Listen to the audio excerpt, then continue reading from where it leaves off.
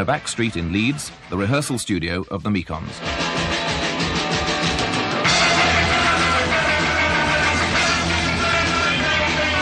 Mekons singles released so far, 1. Now, how much did you make any money from the sale of the first single? How much? They all laugh. I want to know why. You say you're obviously very confident. They laugh. It's such a minimal amount. We don't exactly...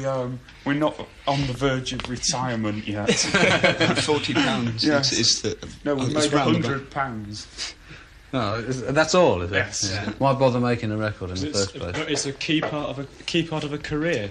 It's one of the only ways we can get more money for gigs, and more people listening to us. And I think kids want to actually go out to the shops and buy a product. I don't think it's that. I think we like to make records, actually. You know, it's nice to be able to sort of... As a separate thing from playing on a stage. Completely. You know? We're trying to make it a completely separate thing as well. Like, but I mean, are you therefore making them for your own satisfaction? Then? I mean, that's... I think a lot of the Mekons fans do want to go out and buy product. Well, so, I mean, I don't think we should cope with that necessarily. Surely, we're just perpetuating a lot of things that we're not necessarily in favour of by just making another product. No, I just don't. I don't see who we are to turn around and say we're not going to give you a single to buy. Well, there is the problem though, which we are beginning to forget about as well. That perhaps we'd rather they spent their money buying guitars and amplifiers than records. Well, I mean, what problems do you have then being based in Leeds rather than being based in London? People want to see groups, but they'll only come and see them in London. Like if we ever wanted to approach a record company or a London agent or anything along those lines, it's a London gig. Tell me when you've got a London gig. Ultimately, you start out on a small label and you have to go to a big one in order to make any real impact. Well, you have to, in a certain sense, to borrow the money off of them to have enough money to go out and tour, to go out and hire the PA, to pay for the hotel. You know, and it's all borrowed money. I mean, if you don't do any good, you don't get no money. But if you're doing all right, I mean, if you're selling records, then you're paying back the money you borrowed in the first place. Yeah. Whereas on Step Forward, they could never have lent us £2,000 to go out and do a tour. Yeah. Whereas Polydor could lend us. How's it going to end up, though? I mean, are you going to end up living in Los Angeles alongside Rod Stewart? No way. I mean, how's it going to end up, though? How do you see Sham 69 go? What it ends up is, as soon as I'm not happy anymore about what I'm doing, then I just jack it in. Yeah, but they all say that, though, don't they, Jim? Do they all say that? Well, of course they do. I don't know that about it, John. I mean, I'm only speaking about myself. No, I know, but I mean, how do you really think? I mean, if you go on being as successful as you are now... The point is like this. The punk was dying until Sham 69 came along. Sham 69 came along and give life to punk. We give life to a lot of kids, right? We said to them, right, punk is not dead. Everybody was saying punk is dead, it's in the graveyard, they've got one foot in the grave.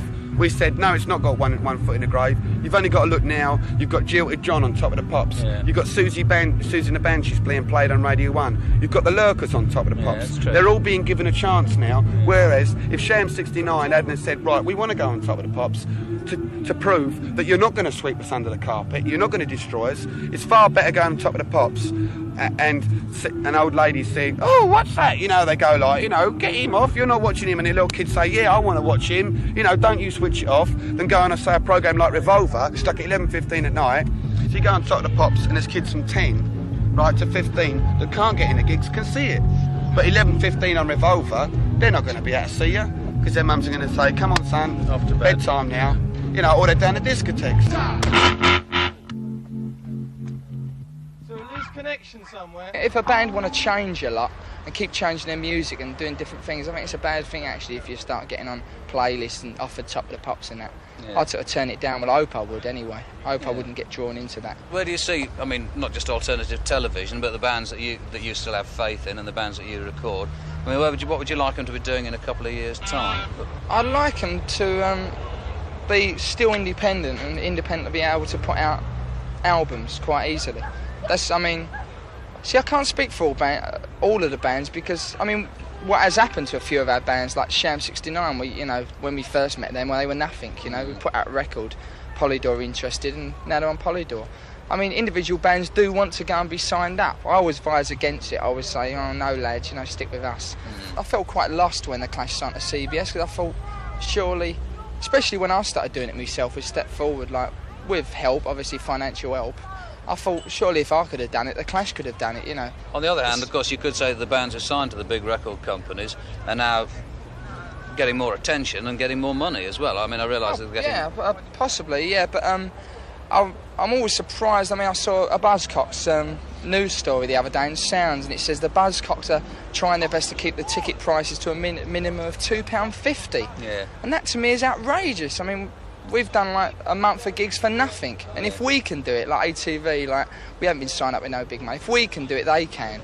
It just, I mean, £2.50, you know, that's nothing to do with punk to me, you know. First of all, why haven't the Slits made any records yet? We haven't felt ready to make any records yet. When will you feel ready to make records? We're negotiating now. I mean, what... Now! Well, I mean, what aspect of what you do you feel is not ready? Think the songs aren't good enough? Technically. Yeah? The songs are okay, yeah. Is that very important to do? Yeah. Yeah, because we can imagine them, but the people can't.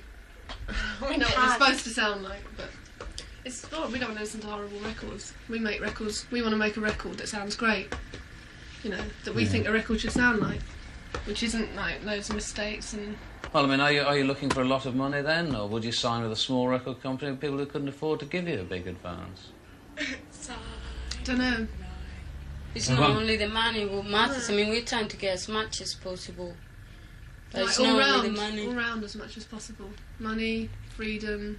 You know, we want to like the record company. We don't want to be against the record company. It'd be great if we get on okay. Don't know if that's naive. But I mean, so you don't feel... we like the atmosphere of, you know... You don't feel any kind of... that's very good. You don't feel any kind... You don't feel any kind of, as it were, political commitment to the small independent labels? No. You don't? No. Okay. Oh, I see. Have you been approached by any major record companies, or people, or any record companies? Right from the beginning we were approached, you know, like when we all used to stay around Harry's house, and they'd be phoning up all the time for novelty type of records, one-off records. They wanted to record us, one company wanted to record us in one evening and get the LP out really quickly. Who was that? That was Ireland. I like Ireland. We liked Ireland, but we didn't like that idea. You know, all that kind of thing was offered to us in the beginning. Well, what do you mean, all that kind of thing? Well, that all kind of novelty approach. You know, you on the front of the record dressed in sort of very sophisticated dresses, all that kind of thing. Hold on! Sang wrong words.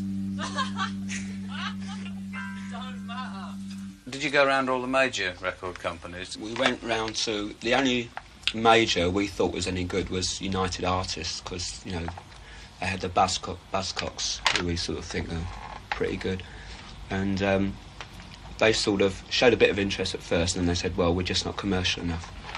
So that was that. So we had a list of small, like, independents, and we just sort of went down the list, phoned up the first one we phoned up, and they said, yeah, UK Subs, so that was it, you know.